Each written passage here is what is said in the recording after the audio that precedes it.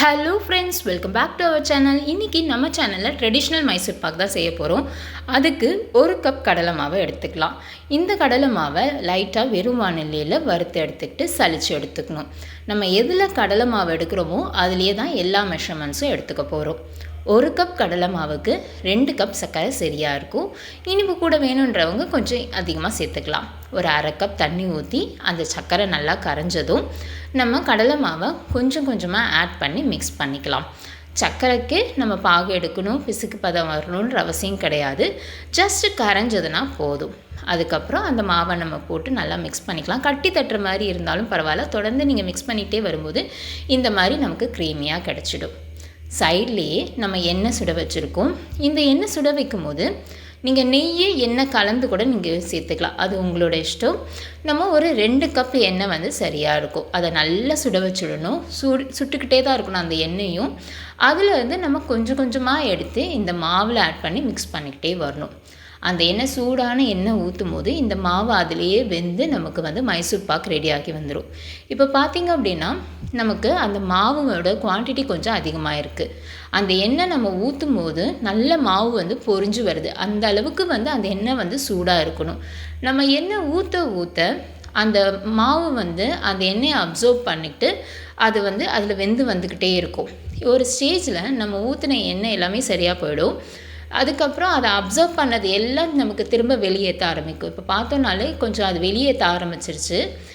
நமக்கு அது மாவும் பார்த்திங்க அப்படின்னா கொஞ்சம் பொங்கி வர ஸ்டேஜில் இருக்கிற மாதிரி இருக்கும். அதுதான் சரியான பக்குவம் நம்ம இறக்கிறதுக்கு. இப்போ பார்த்தோம் அப்படின்னா இது கரெக்டான பக்குவம் வந்துடுச்சு. இன்னும் கொஞ்சம் நமக்கு கலர் வேணும் அப்படின்னா கொஞ்சம் நேரம் வச்சுருக்கலாம். பட் ஆனால் ரொம்ப கவனமாக நம்ம இருக்கணும் இந்த ஸ்டேஜில் தான். ஏன்னா கொஞ்சம் மிஸ் ஆகிடுச்சுனாலும் கரிஞ்சு போகிறதுக்கு சான்சஸ் இருக்குது. இப்போ பார்த்தோன்னா எண்ணெய் நல்லா பிரிஞ்சு வந்துடுச்சு. இதை ஒரு நெய் தடவின ட்ரேலையோ இல்லைன்னா எண்ணெய் தடவின ட்ரேலையோ நம்ம ட்ரான்ஸ்ஃபர் பண்ணிக்கலாம். இதை நம்ம அப்படியே அழுத்தி ஸ்ப்ரெட் பண்ணக்கூடாது.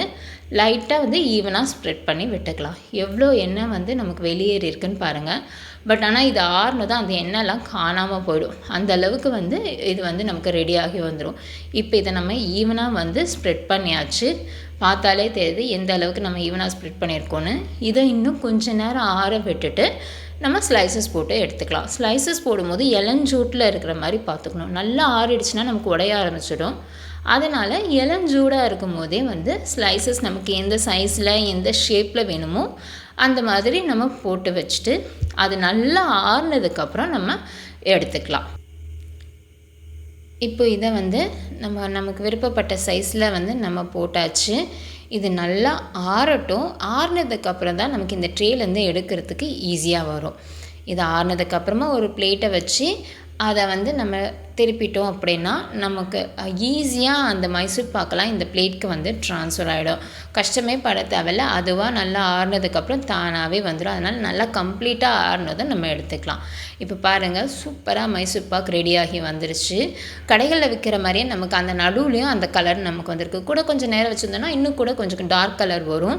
அதனால் கரெக்டாக பார்த்து நம்ம இதை எடுத்துக்கலாம். இந்த கலர் சூப்பராக ரெடி ஆகிடுச்சு. நீங்களும் ட்ரை பண்ணி பாருங்கள். ட்ரை பண்ணி பார்த்துட்டு எப்படி இருந்துச்சுன்னு சொல்லுங்கள்.